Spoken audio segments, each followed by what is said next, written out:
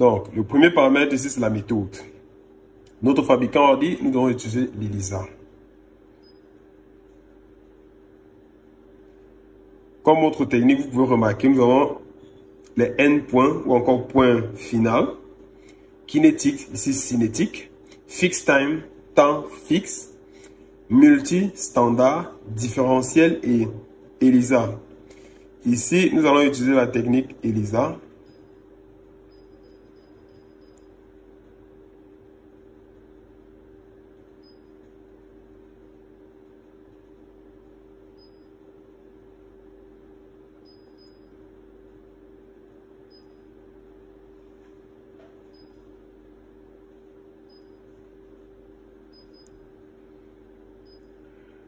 On va choisir ELISA.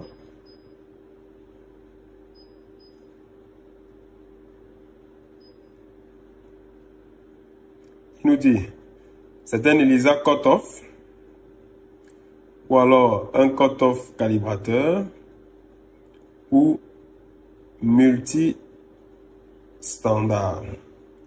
Notre kit n'a pas de calibrateur. Notre kit n'a pas d'échantillon standard. Les informations en rapport avec le standard, le calibrateur feront l'objet d'une autre vidéo.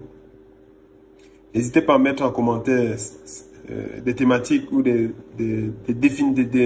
désignations que vous ne comprenez pas. On prend un ELISA cutoff. La longueur d'onde ici, on va la lier à 450 nanomètres. La deuxième longueur d'onde ici, nous allons choisir à 630 nanomètres.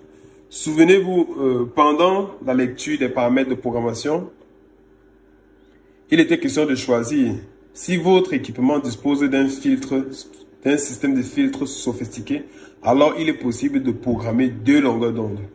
Mais pour un équipement qui ne dispose pas d'un système de filtre sophistiqué, c'est-à-dire un peu avancé, vous allez effectuer la lecture à 450 nanomètres après avoir effectué un blanc. Ou alors après avoir fait une lecture du blanc. Mais si on va faire une dual lecture, c'est-à-dire qu'une double lecture à 2 longueurs d'onde, nous allons omettre le blanc et faire la lecture ainsi sans faire un blanc. Le blanc est autorisé ici, yes. On valide, yes. On demande, le blanc sera défini à quelle longueur d'onde? Il nous a été dit dans le protocole de la notice que l'AUDI du blanc doit être inférieur, strictement inférieur à 0.080 nanomètres. 0.080 nanomètres.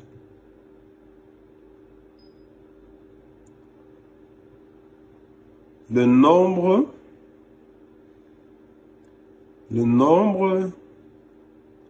au fait, numéro of negative control ou encore le nombre de negative control. Nous avons 3. Mean negative control. La moyenne du negative control, c'est-à-dire des 3 contrôles négatifs après lecture, cette moyenne doit être inférieure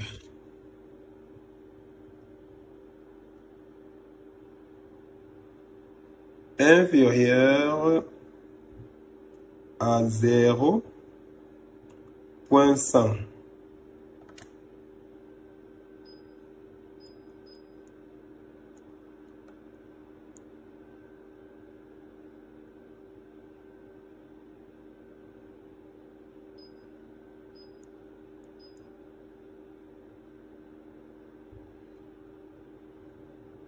Le coefficient X de la moyenne du negative control, il est 1.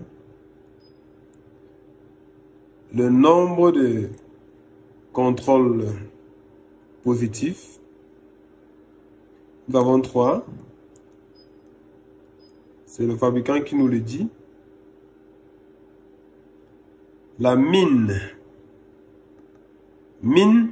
positive control, la moyenne du contrôle positif.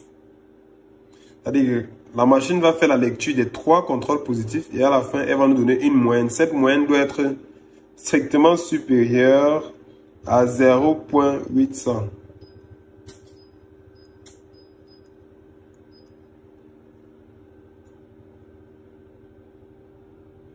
Y coefficient of MPC.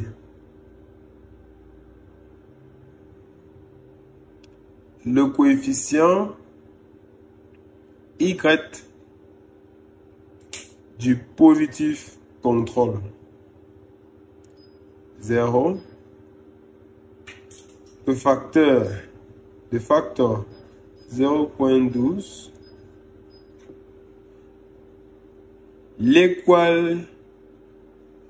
L'équal cut-off percentage. Vous allez m'excuser pour la qualité de l'anglais, mais ici il s'agit du coefficient ou encore du pourcentage d'équivalence du cut-off.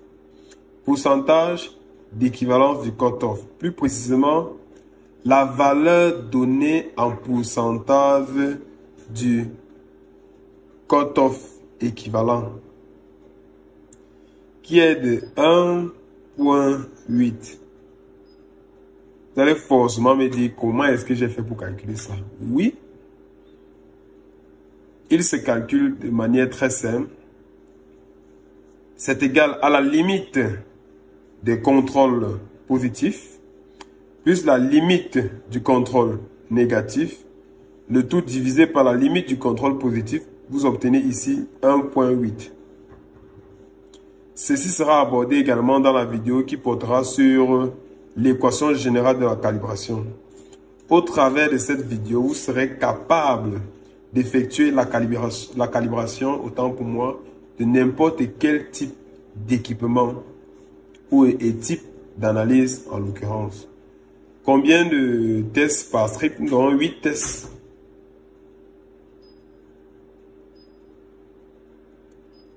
Un délai de lecture, on va laisser 2 secondes. Nous avons fini avec notre paramétrage de l'appareil. Maintenant que le paramétrage est achevé, nous allons procéder à une relecture, n'est-ce pas, histoire de nous rassurer que nous avons bien paramétré. Le premier paramètre, la méthode d'analyse ici, ELISA. La sous-méthode, ELISA Cutoff. Simple. Première longueur d'onde à 450 nanomètres, la seconde à 630 nanomètres.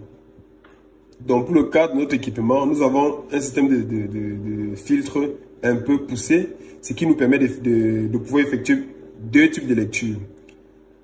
Je pourrais faire une lecture à 440 nanomètres après avoir effectué un blanc, une lecture du blanc précisément, ou alors faire une lecture sans le blanc avec 2 longueurs d'onde, 450 et 630 nanomètres. Est-ce que notre méthode va utiliser un blanc? Oui, c'est validé. L'absorbance du blanc doit être strictement inférieure à 0.0800, c'est OK. Le nombre de contrôles négatifs autorisés pour ce test, le fabricant a défini 3. La moyenne des négatifs contrôles, plus précisément, la moyenne d'absorbance des 3 négatifs contrôles doit être strictement inférieure à 0.100. Le X coefficient de la mean negative control, c'est-à-dire le coefficient X qui pourrait potentiellement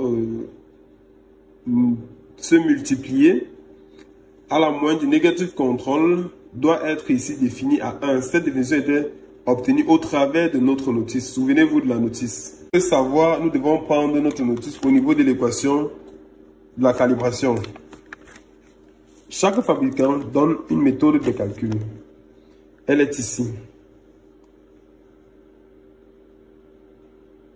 Le calcul du cut-off value. Calculation of the cutoff value. C'est au travers de cette équation qui a été issue de l'équation générale de la calibration. Le coefficient qui multiplie le x ici est 1.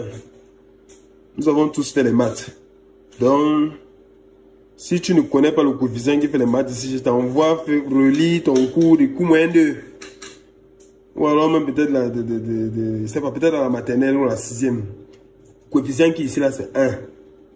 NC représente the mean absorbance value of the tree negative control. Qui ici se définit à 1. On a mis une étoile là-bas. Et il existe plusieurs cas. Les autres paramètres qui ne sont pas présents là. La mean positive control qui n'est pas présent.